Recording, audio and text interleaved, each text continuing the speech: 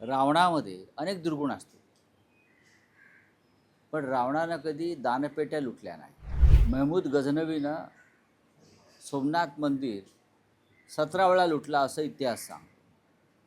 पण भारतीय जनता पक्षाच्या लोकांनी 66 वेळा अयोध्येत राम मंदिर लुटलं. नाही नाही, कायदा यांच्यासाठी नाहीच आहे, कायदा विरोधी पक्षाच्या कार्यकर्त्यांसाठी.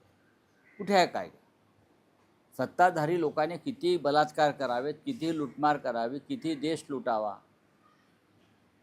संसदीय आणि विधिमंडळातल्या कायद्याचं उल्लंघन करून पक्षांतर करावी, कायदा त्यांच्यासाठी नाहीच आहे. नसरापूर प्रकरणात अखेर आरोपीला फाशी शिक्षा झालेली आहे.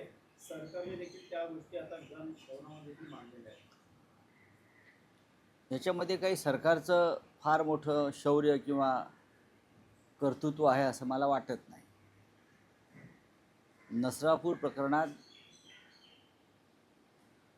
ज्या बालिकेवर अत्याचार झाला, हत्या झाली, त्यानंतर जो जनतेचा रोष उसळला, त्याच्यामुळे फास्ट ट्रॅक न्यायालयामध्ये अत्यंत ऐतिहासिक वेगवान पद्धतीनं हा खटला चालला आणि आरोपीला फाशीची शिक्षा सुनावली. पण जर या राज्यात कायदा सुव्यवस्थेचं राज्य असतं, कायद्याचा धाक असता आणि अशा प्रकारच्या आरोपींच्या मनामध्ये सरकार, न्यायालय आणि कायदा याविषयी जर दहशत असती, तर त्या मुलीचे प्राण वाचले असते. त्या मुलीचे प्राण आपण गमावले. अशा प्रकारच्या घटना या राज्यात सातत्याने घडत आहेत आणि दुर्दैवानं अशा घटना घडल्यावरती आपण जागे होतो, सरकार जागं होतं. त्याच्यामध्ये जर काही सुधारणा सरकार करणार नसेल, तर त्या लहान मुलीचं बलिदान हे वाया गेलं असंच म्हणावं लागेल. महाराष्ट्रामध्ये या क्षणी कायद्याचं राज्य आहे असं वातावरणच नाही. हे फक्त मी मुलींवरील किंवा महिलांवरील अत्याचार या संदर्भात म्हणत नाही, तर सर्वच क्षेत्रामध्ये कायद्याची जी धुळधाण सुरू आहे, ज्या पद्धतीने पेपर लीक होत आहेत, पेपर फुटत आहेत, आणि हे पेपर फोडणारे लोक हे पूर्णपणे भारतीय जनता पक्षाशी संबंधित आहेत. मग नीटचे पेपर लीक करणारे असोत, CETचे पेपर लीक करणारे असोत, काल TETचे पेपर लीक करणारे असोत, ही सगळे धागेदोरे हे भारतीय जनता पक्षाच्या कार्यकर्त्यांपर्यंत आणि नात्यागोत्यांपर्यंतच पोचत आहेत. हा गांभीर्याने विचार करण्याची वेळ आली. जो पक्ष रामद्रोह करून राम मंदिरातल्या दानपेट्यांचा अपहार करतो, त्याच पक्षाचे लोक विद्यार्थ्यांच्या भवितव्याशी खेळत आहेत. एक लक्षात घ्या, रावणामध्ये अनेक दुर्गुण असतात, पण रावणानं कधी दानपेट्या लुटल्या नाही. बरं, रावणामध्ये अनेक दुर्गुण असतील, पण रावणानं कधी दानपेट्या लुटल्या नाहीत. पण हे राम भक्त जे आहेत, स्वतःला म्हणवणारे सो कॉल्ड, ज्यांनी गेल्या काही महिन्यामध्ये 66 वेळा दानपेट्या लुटल्या. महमूद गझनवीनं सोमनाथ मंदिर 17 वेळा लुटला असं इतिहास सांगतो. पण भारतीय जनता पक्षाच्या लोकांनी 66 वेळा अयोध्येत राम मंदिर लुटलं, याची सुद्धा नोंद इतिहासात व्हायला पाहिजे. आणि ती नोंद भारतीय जनता पक्ष जो नवीन इतिहास लिहितो आहे त्यात ती असायला पाहिजे. कायद्याचं भान राहिलं नाही अशा वेळेस, आणि कायद्याच्या कचाट्यात हे लोक अडकत नाहीये. त्यामुळे नाही, कायदा यांच्यासाठी नाहीच आहे, कायदा विरोधी पक्षाच्या कार्यकर्त्यांसाठी. कुठे आहे कायदा? सत्ताधारी लोकांनी किती बलात्कार करावेत, किती लुटमार करावी, किती देश लुटावा, संसदीय आणि विधिमंडळातल्या कायद्याचं उल्लंघन करून पक्षांतर करावी, कायदा त्यांच्यासाठी नाहीच आहे. कायदा या देशामध्ये फक्त जे भारतीय जनता पक्षाला विरोध करणारे लोक आहेत त्यांच्या भोवती फास आवळण्यासाठीच कायदा आहे, बाकी कायदा नाही आहे. सध्या विधान परिषदेच्या उपसभापतीसाठी शिंदे गटातून काही नावं समोर येत नाही, मला माहिती पहिल्या तर लोकसभेचे अध्यक्ष असेल, विधानसभेचे अध्यक्ष असेल, त्यांच्या संदर्भात कार्यकाळ आणि आता जे विधान परिषद उपसभापती नाही, ठीक आहे, तो नाही, ते नावं सुचवू द्या. हे सगळे टपोरी लोक आहेत, हे पक्षांतर आणि भ्रष्टांतर करणारे लोक आहेत. त्यांना कुठल्या कुठल्या पदावरती बसवून त्यांना प्रतिष्ठा द्यायचा प्रयत्न सुरू आहे. हे सगळे जे नावं येत आहेत, मी काय नावं बघितली नाहीत, ह्यांनी एका पक्षात निवडून येऊन दुसऱ्या पक्षामध्ये प्रवेश केले. त्यांच्यावरचे खटले प्रलंबित आहेत या संदर्भात, आणि तरीही त्यांना तुम्ही सभापती, उपसभापती, मंत्री करणार असाल तर कुठला कायदा आहे तुम्ही मला सांगा. काल देवेंद्र फडणवीस यांच्यासोबत बैठक झालेली आहे. ओमराजे निंबाळकर असेल, तानाजी सावंत असेल, निलेश देशमुख असेल, विकास कामासाठी भेट घेतल्याची माहिती समोर येत आहे. आतापासून गाठी त्यांनी खरं बोललं पाहिजे. ओम निंबाळकरचा उल्लेख मी सोंगाड्या असा केला, तो सोंगाड्याचा. आणि मला आश्चर्य वाटतं आहे देवेंद्र फडणवीस यांचं, विरोधी पक्षात असताना त्या खासदारांना तुम्ही भेटी देत नाही. त्यांनी आणलेल्या विकास कामांच्या कागदावर तुम्ही चर्चा करत नाही. पण एखाद्याने पक्षांतर केलं की तुम्ही त्याला समोर बसवता, त्याचे कागद मंजूर करता. हा घटनेशी द्रोह आहे देवेंद्र फडणवीस, आणि म्हणूनच त्याची कर्माची फळं तुम्हाला जी मिळत आहेत. ऑपरेशन देवेंद्र जे सुरू झालं आहे, उद्धवजीने सांगितलं ऑपरेशन देवेंद्र सुरू झालं आहे देशात.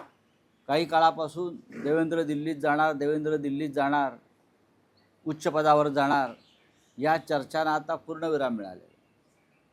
तर याच त्यांच्या वर्तणुकीमुळे, याच त्यांच्या वागणुकीमुळे आता देवेंद्र महाराष्ट्रात तरी राहतील का नाही त्यांच्या पदावर, अशा प्रकारचं रहस्यमय वातावरण मिंध्यांनी निर्माण केलं आहे. ही अत्यंत गंभीर गोष्ट आहे. की कुठे ताकद वाढत चालली आहे आणि त्याच आ? खासदारांना ज्या खासदारांनी पक्ष बदलला त्या विभागात जनमत चाचणी व्हावी अशी मागणी देखील आता केली जाते. मनसेकडून देखील अशी मागणी केली जाते. नाही, त्यांचे राजीनामेच घेतले पाहिजेत कायद्यानं. ते डिस्क्वालिफाय, बरं का, ते डिस्क्वालिफाय व्हायला पाहिजेत कायद्यानं. जो घटनेतलं जे कलम 10 आहे, शेड्यूल 10 ज्याला आपण म्हणतो, त्यानुसार पक्षांतर विरोधी कायद्यानुसार त्यांची खासदारकी रद्द व्हायला पाहिजे असं घटना आणि कायदा सांगते. पण अशा पक्षांतर केलेल्या गुन्हेगारांना, हे गुन्हेगार आहेत, देवेंद्र फडणवीस आपल्या चेंबरमध्ये बसवून त्यांना चहा पाजून, चहा बिस्किटं देऊन जनतेच्या पैशानं त्यांच्या कागदावर जर सह्या करत असतील तर स्वतः देवेंद्र फडणवीस हे घटनाद्रोही आणि रामद्रोही आहे. राम सत्यवचनी होता. त्याच लोकांना मंत्रिपद देणार अशी देखील चर्चा सुरू मग ते तर तेच तर सांगतो ना, वेगळं काय सांगतोय मी. घटनाद्रोही, सत्यद्रोही, रामद्रोही असे हे लोक आहेत, हे गुन्हेगार आहेत खरं म्हणजे. ओम निंबाळकरांपासून सगळे लोक हे राज्याचे आणि जनतेचे गुन्हेगार आहेत.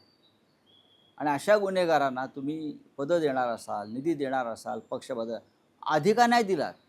तीच जनता होती आणि तेच खासदार होते ना, मग आधी का नाही दिला? तुम्ही कोणतं राज्य चालवता? हे घटनेचं राज्य, कायद्याचं राज्य नाही आहे महाशय. आणि याची किंमत ह्या सगळ्यांना चुकवावी लागेल. राष्ट्रवादी शरदचंद्र पवार गटामध्ये 2 आता गट दिसत आहेत. तर काही नेते आहेत ते काँग्रेसमध्ये, तर काही एनडीएमध्ये जाण्याच्या आम्हाला माहिती. आपका कांग्रेस को राम मंदिर जाने की रोका जा रहा है, क्या वजह लगती है? राम मंदिर हम सब लोग जाना चाहते हैं. मुझे लगता है उत्तर प्रदेश के कांग्रेस के प्रेसिडेंट को रोका गया है, अजय राय साहब को. क्यों रोका गया? वो वहाँ जाकर जो वहाँ भ्रष्टाचार हो गया, लूटमार हो गई है दान पत्र में, दान पेटी में, उस बारे में बात करेंगे इसलिए. महमूद जो गजनवी था उसने सोमनाथ मंदिर 17 बार लूटा है. बीजेपी ने अयोध्या का राम मंदिर लगभग 70 बार लूटा है, 66 टाइम. ये उनका जो घोटाला है उसको मैं देशद्रोह भी कहूँगा और रामद्रोह भी कहूँगा. मैं तो ये कहूँगा, मैंने कल उद्धव ठाकरे साहब से भी बात की है कि हमको भी राम मंदिर जाना चाहिए. हम राहुल गांधी जी से भी बात करेंगे, आपको भी राम मंदिर आना चाहिए. हम अखिलेश यादव जी से भी बात करेंगे, उनको भी राम मंदिर जाना चाहिए। हम ममता बनर्जी से भी बात करेंगे, उनको भी जाना चाहिए। अरविंद केजरीवाल जी अभी जाकर आए, वापस हमारे साथ आ जाएंगे। ये कौन है? राम मंदिर उनकी बाप की जागीर है क्या? राम मंदिर में हमारा खून भी बहा है। राम मंदिर में हमारे लोगों ने भी त्याग किया, बलिदान दिया है। मैं खुद उस राम मंदिर के आंदोलन में शामिल था और मैं सीबीआई का एक आरोपी हूँ उस मामले में। मैं 3 बार सीबीआई के सामने लखनऊ में उनके कोर्ट के सामने मैं जाकर मेरा स्टेटमेंट दिया है। हम लोग आरोपी हैं सब उस मामले में। राम के उस संघर्ष में मंदिर के हम सब लोग थे। हिंदू हृदय सम्राट बाला साहब ठाकरे ने जो घोषणा की थी मंदिर वही बनाएंगे, हाँ, तब ये सब लोग भाग गए थे ना। बाबरी गिरने के बाद भागम भाग हो गई थी।